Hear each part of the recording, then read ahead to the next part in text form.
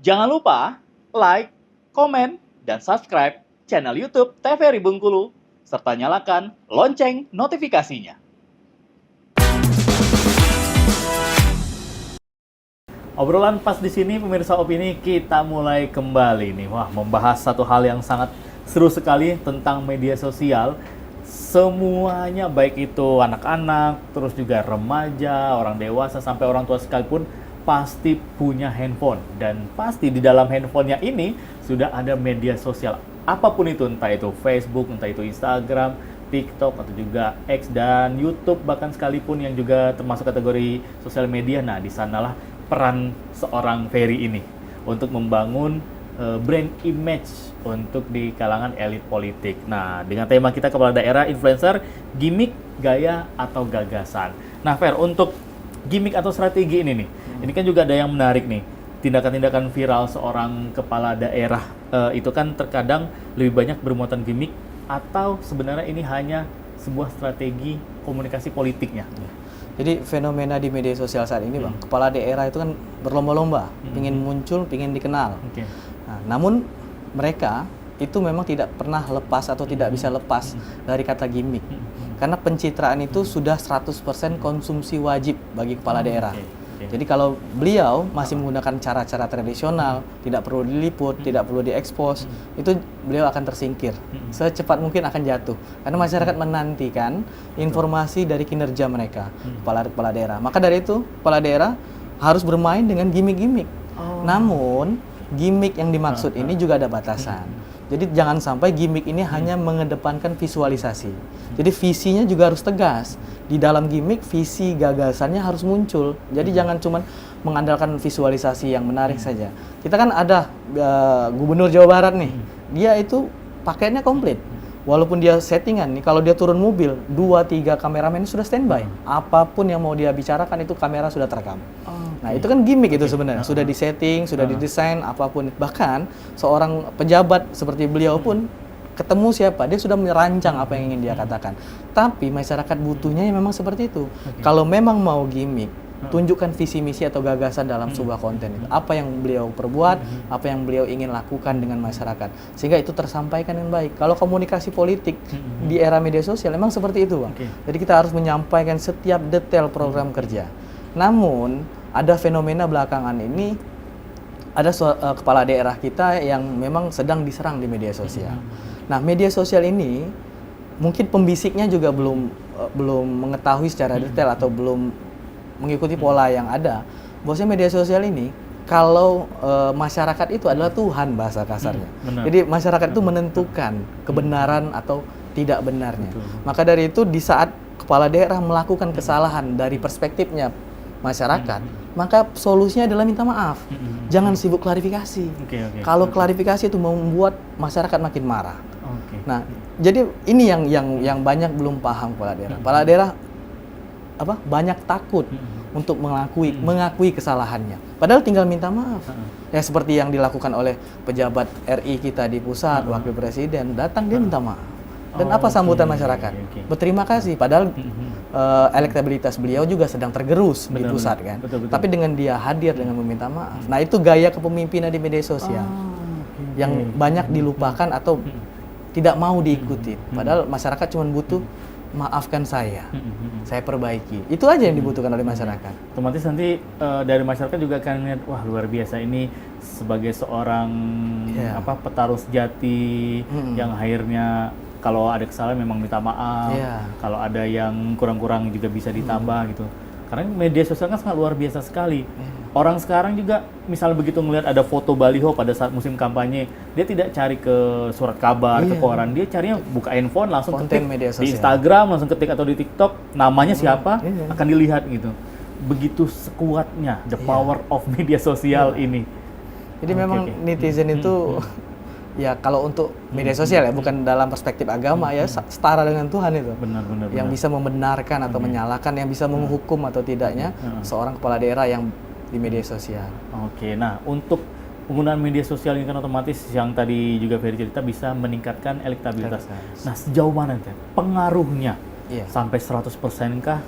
Jadi di 2016 sampai 19 ada penelitian skripsi dari universitas ternama di Indonesia itu menjelaskan bahwasanya popularitas di media sosial hanya menciptakan 10% elektabilitas. Namun karena saya juga skripsi dan ada tesis juga mengkaitkan dengan data terbaru, bahkan di Provinsi Bengkulu dengan data BPS yang ada dari jumlah DPT timbul suaranya itu juga media sosial menentukan. Jadi data 2016 itu terbantahkan sebenarnya, walaupun tidak ada rilis resminya. Kalau popularitas di media sosial itu menentukan hampir 50% ke atas elektabilitas. Tapi yang secara politik kita tidak bisa pungkiri bahwasanya elektabilitas itu pintu masuknya adalah popularitas. Jadi untuk menciptakan elektabilitas orang tuh harus terkenal dulu. Nah, media sosial adalah platform yang paling jitu, paling hemat lah bahasanya untuk membranding seorang tokoh. Dengan kiat-kiat yang memang harus disusun. Jadi jangan sampai ada sih saya mengamati seperti wakil bupati di kabupaten-kabupaten itu mulai membuat menokohkan dirinya di media sosial, tapi dia lupa kontennya ini hanya sekedar asal posting. Asal posting yang penting aku ikut rapat, aku meresmikan ini, aku menghadiri ini, disuruh timnya foto, upload, captionnya tidak terukur, arah postingannya juga tidak terarah kemana audiensnya, dan akhirnya stagnan media sosialnya.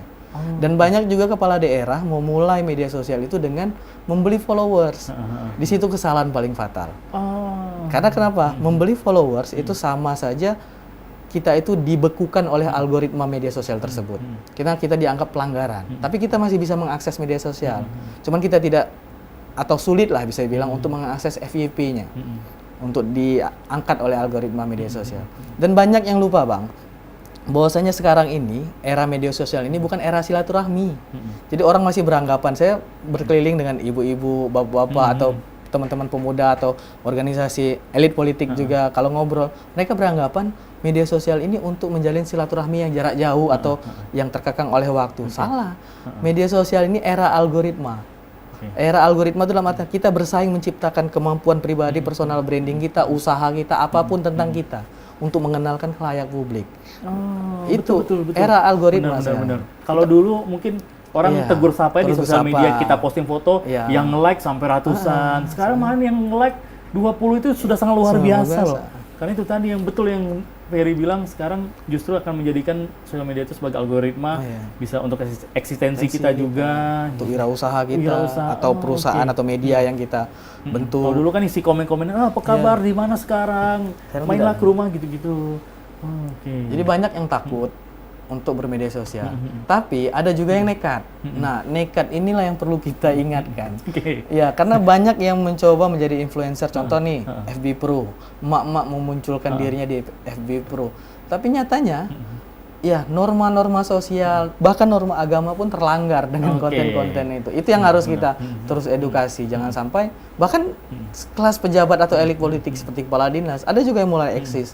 Tapi eksisnya itu tidak menyesuaikan posisi amanah yang diberikan oleh masyarakat. Akhirnya itu. Bahkan ada ini penelitian Ferry, Bang ya. Jadi kalau misalnya ada kepala daerah bermain di media sosial, dia itu cuma punya jatah 10% untuk konten santai. Jadi konten santai itu dalam artian konten-konten yang di luar non pemerintahan atau non amanah dia lah. Nah, tapi boleh konten santai, nuansanya harus kekeluargaan. Main sama anak, istri segala macam. Maka dia akan dianggap sebagai pemimpin keluarga. Itu berkaitan. Tapi kalau misalnya joget-joget di TikTok segala macam, dia hanya punya 10%. Lebih dari itu dia akan dihajar oleh pengguna-pengguna. Karena masyarakat memilih untuk dia bekerja, memberi makan. Dalam artian memberi makan masyarakat. Benar. Secara teorinya kan perutnya. Di saat dia bersukaria dengan joget-joget TikTok, orang akan marah. Lah, saya kasih amanah ini untuk bekerja. Masyarakatnya, potong-panting nyari uang segala macam, dan sedangkan sosok pemimpinnya ini sibuk joget-joget. Nah, mungkin kalau seperti yang Ferry bilang benar juga ya, lebih baik menonjolkan konten-konten kita bersama keluarga sehari, orang akan lebih respect gitu. Ternyata dia sosok yang sayang keluarga, sayang anak gitu. Nah, tapi ngomong-ngomong soal ini, Fer, tentang dunia politik ini, apakah sekarang publik itu menurut penelitian Ferry ini suka sama sosok pemimpin yang menghibur dalam artian ya di sosial media sering posting, atau memang suka yang kerja diam-diam, tahu-tahu set jalan udah jadi aja gitu.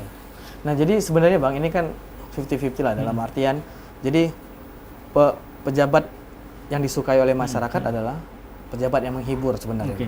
Karena masyarakat ini kan dihadapkan dengan kondisi yang serba sulit, Oke. serba tegang. Jadi secara psikologis mereka tuh tidak mau berhadapan dengan konten-konten yang menyeramkan lah. Oh, oke. Mereka butuh konten-konten yang Benar-benar. lucu dan menghibur Setuju. atau menjawab permasalahan. Maka hadirnya kepala daerah sebagai influencer yang juga menghibur, tapi menghiburnya tadi jangan cuma visualisasi. Munculkan setiap konten itu visi dan gagasan. Nah, kalau misalnya ada kepala daerah yang tadi seperti yang abang bilang, dia tiba-tiba diam-diam bangun jalan, bagus kan? Bagus. Tapi apakah orang tahu? Tidak. Orang yang tahu dan hanya orang terdekat atau sekitarnya. Lewat jalan situ gitu ya. Nah, kalau pemimpinnya tidak mengekspos, ini jalan provinsi, ini jalan kabupaten yang sudah saya bangun, misalnya bupati misalnya, ini jalan yang sudah saya tembuskan, jalan kabupaten yang saya muluskan. Kalau tidak dipublikasikan, orang tidak akan bercerita. Karena kenapa? Misalnya di satu daerah bupatinya mengekspos pembangunan, bisa jadi konten itu muncul di kabupaten yang jauh lagi. Nah, tapi kabupaten yang jauh ini bisa jadi punya keluarga yang di daerah dia menceritakan, wih jalan kamu sudah bagus ya, kinerja bupati kamu. Jadi saling saut menyaut. Nah, bahkan Bang, saya melihat 2029 ini era kepemimpinan media sosial ini kita tidak lagi krisis. Di Bengkulu ini muncul bupati-bupati muda, hampir setiap kabupaten, yang mereka bisa bersaing. Anggaplah 2029 mungkin agak terlalu sulit, tapi di 2000 selanjutnya itu mereka akan bersaing dengan kualitas-kualitas pemimpin yang baik.